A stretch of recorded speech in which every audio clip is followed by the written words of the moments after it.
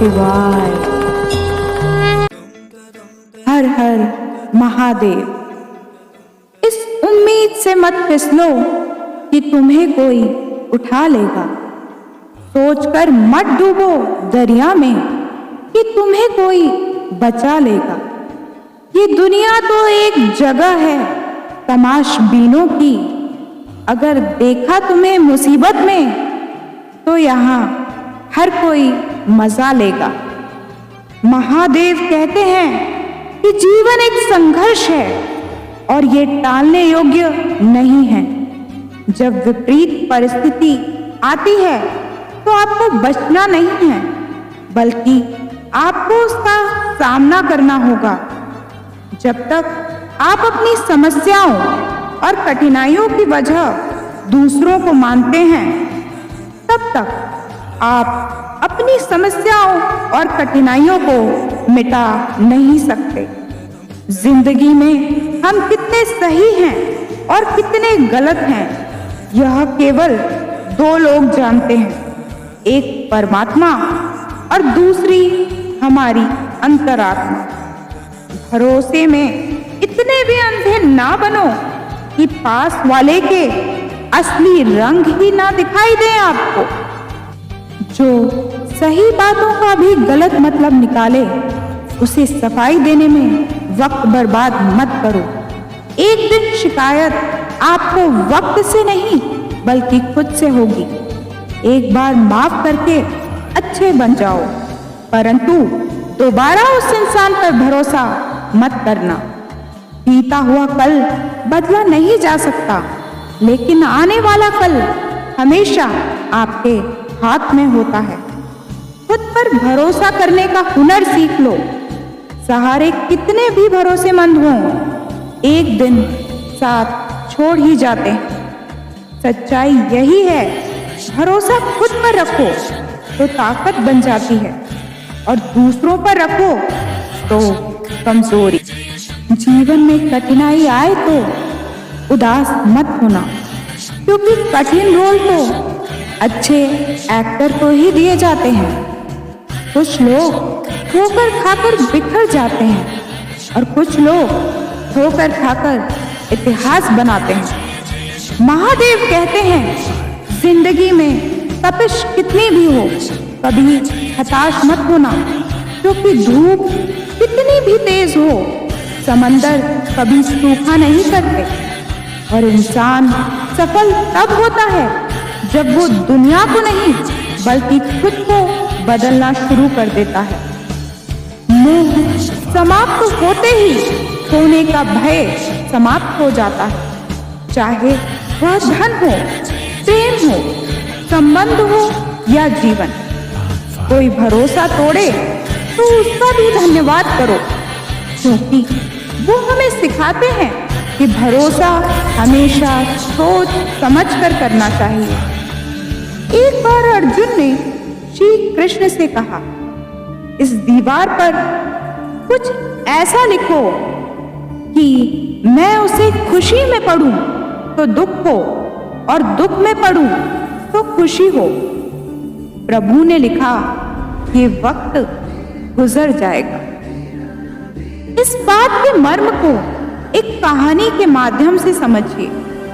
ये कहानी है मनीष नाम के लड़के की, जो एक मिडिल क्लास फैमिली में पैदा हुआ। 12th क्लास तक टॉप करता जा रहा था, पढ़ने लिखने में सबसे आगे। फैमिली को उस पर गर्व था। फैमिली को लगता था कि ये बच्चा बड़ा होकर कमाल करेगा, हम लोगों की लाइफ बदल देगा, हमारी फैमिली में हैप्पीनेस आ जाएगी, सब कुछ बदल देगा, सिर्फ और सिर्फ ये लड़का। लेकिन जब ये लड़का 12th पास करके कॉलेज में गया तो उसकी लाइफ बदल गई। उसके आसपास ऐसे दोस्त आ गए जिन्होंने उसे बिगाड़ कर रख दिया।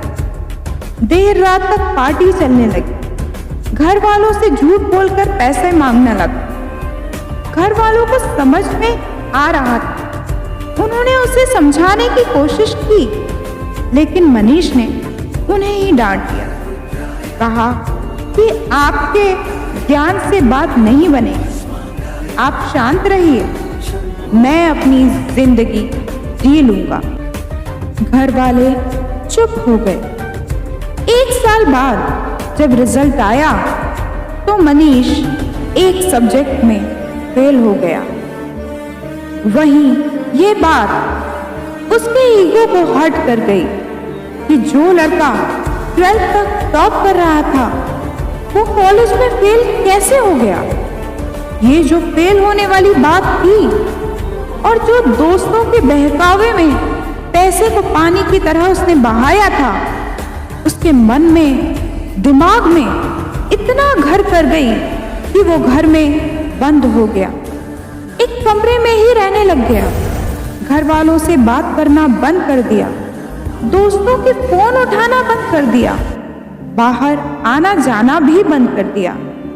मनीष धीरे धीरे डिप्रेशन का शिकार हो रहा था। ऐसा लग रहा था कि उसकी लाइफ में यहीं पर ब्रेक लग जाएगा, यहीं पर सब कुछ खत्म हो जाएगा। मनीष जहां से 12th पास आउट होकर निकला था, वहां के प्रिंसिपल साहब ने जब ये बात सुनी तो उन्होंने उसे मिलने अपने घर डिनर पर बुलाया।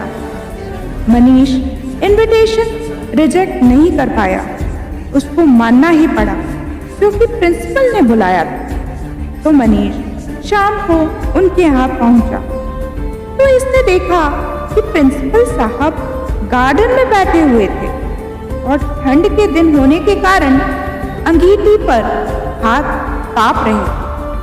ये भी जाकर बैठ गया। उन्होंने पूछा, बेटा क्या चल रहा है, कैसे हो? पर मनीष ने कोई जवाब नहीं दिया। 10 से 15 मिनट तक दोनों के बीच कोई बातचीत नहीं हुई। तो प्रिंसिपल साहब ने सोचा कि क्या अलग किया जाए। उन्होंने अंगीठी में से एक कोयले का टुकड़ा जो जल रहा था उसे बाहर निकाला और धधकते हुए कोयले के टुकड़े को मिट्टी में फेंक दिया। जैसे ही मिट्टी में फेंका, थोड़ी देर तो धधका, फिर बुझ गया।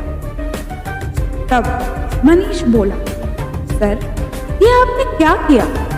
एक कोयले का टुकड़ा जो अंदर जल रहा था, हमें गर्मी दे रहा था, आपने उसे बाहर मिट्टी में फेंक दिया, बर्बाद कर दिया। सर ने कहा, बर्बाद कहाँ कर दिया? कौन सी बड़ी बात हुई? वापस इसको ठीक कर देते हैं। उन्होंने मिट्टी से कोयले को टुकड़े को उठाकर अंगीठी में डाल दिया। थोड़ी देर बाद वो फिर से जलने लगा, गर्मी देने लगा। उन्होंने मनीष से पूछा, बेटा कुछ समझ में आया? मनीष ने कहा, नहीं बेटा, मैंने यही समझाने के लिए तुम्हें यहाँ बुलाया था। ये कोयले का टुकड़ा तुम हो।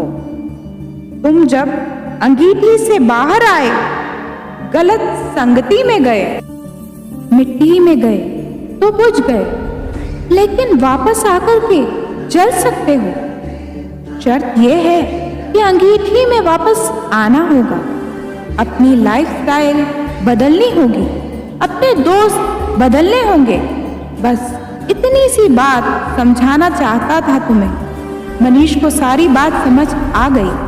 फिर उसकी लाइफ बिल्कुल बदल गई। महादेव कहते हैं ये वक्त गुजर जाएगा से तात्पर्य है कि भले ही जिंदगी में कोई दुखद घटना घटी हो, किसी से बड़ा धोखा मिला हो या जिंदगी के किसी मोड़ पर फेल हो गए हो और आपको लग रहा हो कि सब कुछ बर्बाद हो गया है, अब जीवन में कुछ नहीं बचा है, तब भी धैर्य रखो, क्योंकि हर नया परिवर्तन आसान होने से पहले मुश्किल हुआ करता है। जिंदगी एक चलती हुई गाड़ी की तरह है जिसके रास्ते में कई मोड़ आते हैं और हर एक मोड़ नया रास्ता शुरू कर देता है। जिंदगी का परम सत्य यही है कि हर मोड़ आसान नहीं होता। आपको धोखे और असफलता रूपी कई बाधाएं, पत्थर मिलेंगे, लेकिन आपको आगे बढ़ते जाना है। कहते हैं ना, दुख को सुख में बदलते रहिए, धीरे धीरे ही सही आगे बढ़ते रहिए। जिस प्रकार पतझड़ में पत्ते झड़ जाते हैं और नए पत्ते हरियाली लेकर आते हैं, वैसे ही यह अटल सत्य है। जीवन में दुख आता है तो उसके बाद सुख भी आता है। सच भी है, जीवन में गिरना भी अच्छा है, इससे औकात का पता चलता है। जब हाथ बढ़ते हैं उठाने को, तब अपनों का पता चलता है। महादेव कहते हैं कि अगर आप अंधेरे में डूबे हुए हैं तो रोने से अच्छा विकल्प है रोशनी की तलाश करना। इसलिए हिम्मत नहीं हारना, अभी बहुत आगे जाना है। जिन्होंने कहा था तुमसे नहीं होगा, उनको भी करके दिखाना है। इसी के साथ अपने शब्दों को विराम देती हूँ। विश्वास है कि ये शब्द आपके जीवन में एक सुखद परिवर्तन लाने में सहायक होंगे। तो वीडियो को लाइक और चैनल को सब्सक्राइब और शेयर ज़रूर कीजिएगा। तो फिर मिलते हैं अगले वीडियो में। तब तक अपना ख्याल रखिए, स्वस्थ, मस्त और प्रसन्न रहिए। जय शिव शंभू, जय भोले।